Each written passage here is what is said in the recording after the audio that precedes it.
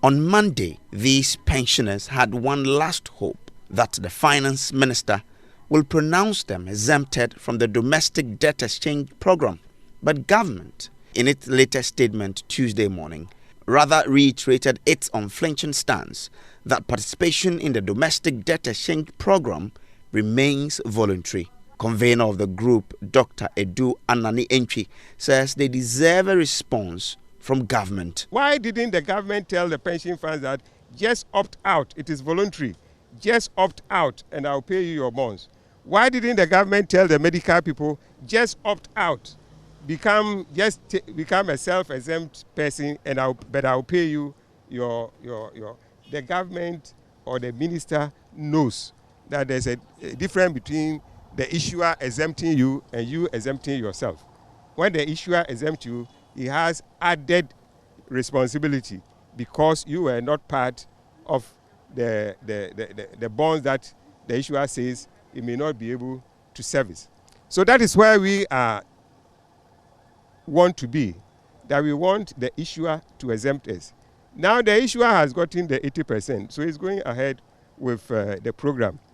Reacting to the statement, the former Chief Justice Sophia Akuffo registered her disappointment at why government is finding it difficult to respond to their request. A few days ago, similar letters that had been written to the minister have been responded to, whereby he has categorically exempted other groups. Why? And you know, when I cannot fathom the reason for something being done in a particular way, especially when it's been done for others, but it's not being done for others, I start getting suspicious. I've grown to be to the age where I've seen it all, and therefore I easily become suspicious. She also reacted to Gabi Asariochiridako's tweet, which sought to downplay the essence of her involvement in the protest. No, he can decide on. He doesn't decide for me what I need to do and what I do not need to do. It's as simple as that. I don't have time for things like that. People like that are not important to me or to my life. It's a disturbance. That's all I've got to say about it. Listen, sticks and stones may break my bones, but blah blah will not hurt me. No, an insult is the weapon of the pin-brained. That's all I've got to say. I'm not going to trade words with pin brains. I'm sorry. She says government's continuous resistance to make the call is an affront to the image of the country. The word bond is not used as a casual term. Bond means tied to. My word is my bond. Yes.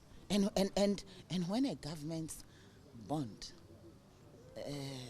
can be tossed up and down, the tides like that, flip-flop, that's a serious thing.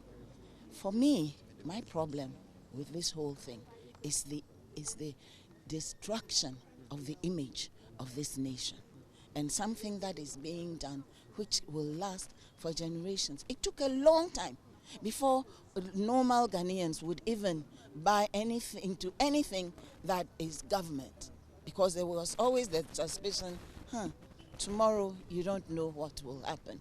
The group continues to appeal to government to exempt them from the program. You know, GMA has received such a letter. TUC Pensioner Funds, UTAC has received such a letter. So we are waiting to receive that letter saying that we have been exempted from this DDEP. We have already written seeking the exemption. So if he comes to make the press conference, I believe he will first have to talk to us before he talks to them, before he goes to the world. If I write to you and you decide to respond, you respond to me before you respond to the world. So it will mean he will write to us and then make a press conference and say, I have even written. And I believe that's why, if he decides to have a press conference, I believe he will do that. He will write. The pensioner bondholders resume tomorrow to continue their protest. James Kwesi Aveji's report read to you.